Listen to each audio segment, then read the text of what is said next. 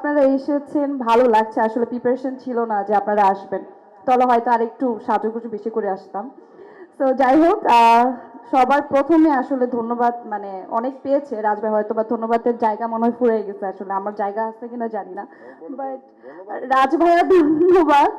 Thank you so much. এত সুন্দর একটা ক্যারেক্টার আপনি আমাকে দিয়েছেন, যেটা আসলে আমার মনে হয় যে মনে রাখার মতো একটা ক্যারেক্টার। আমি কোথাও গেলে বলতে খুব ভালো লাগে, একটা প্রাউড ফিল হয় যে না, আমি খুব ভালো একটা কাজ করেছি।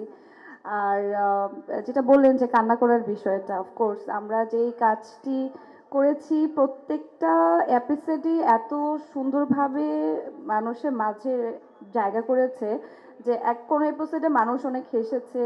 আমাদের রোমান্টিক সিনগুলো দেখে মানুষ চিন্তা করেছে, যারা নতুন নতুন বিয়ে করেছে তারাও থাকে না যে একটু রোমান্টিক হয়ে গেছে।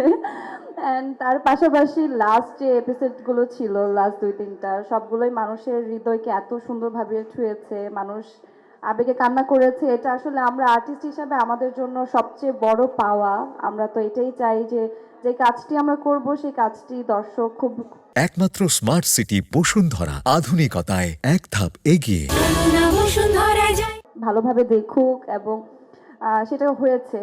আর অফকোর্স এর পাশে এই যে সামিরকে পেয়েছি, আমাদের জুটিটাকে মানুষ এত সুন্দরভাবে গ্রহণ করেছে, অনেক ভালো রেসপন্স পেয়েছি। এই ব্যাপারে আসলে তোমারও তো ভালো লেগেছে অফকোর্স। আর তার পাশাপাশি এই যে এই পরিবারটা দেখে মনে হচ্ছে যে আজকে আমরা আরেকটা এপিসোডে শুটিং করে ফেলি। তো আমরা যে এইভাবে আসলে প্রতিদিন শুটিং করতাম, শুটিং মনে হতো না, অনেক মিস করি। অ্যান্ড প্রত্যেকটা উইকে আমরা এপিসোড রিলিজ দিতাম। মানুষ আমাদেরকে জিজ্ঞেস করতো যে আপু এরপরে কি হবে, এই জিনিসগুলো অনেক মিস করি। মনে হয় যে কাজ তো ভাই অনেক করব, বাট এই কাজটি অ্যাকচুয়ালি অনেক বেশি আলাদা করেছে এবং মনে রাখার মতো। তো আমি খুব বেশি বড় করতে চাই না। আপনাদের আর কিছু বলার আছে আমাকে জিজ্ঞেস করবেন? কোনো চ্যালেঞ্জই ছিল না। আমার কাছে মনে হয়েছে যে গল্পতে যে চরিত্রটা আমার ছিল, সেই চরিত্রটাকে আমি চেষ্টা করেছি আমার জায়গাতে গল্পের প্রয়োজনে যতটুকু করার, আমি এক্সট্রা কিছু করার চেষ্টা করিনি। বাকিটা আসলে দর্শক পছন্দ করেছে, ভালোবেসেছে, সব মিলে হয়ে গেছে। কেয়া পায়েলের বাহিরেও এই যে মানুষ যে আমাকে মেহরিন ভাবে চিনে, মানুষ যে আমাকে মানে আমার যেমন আমার নিজস্ব যে সেলুন আছে ওখানে আমি আজকেও যখন গিয়েছি বলছে আপু আজকে আপনাকে কিন্তু মেহরিনের মতো লাগছে।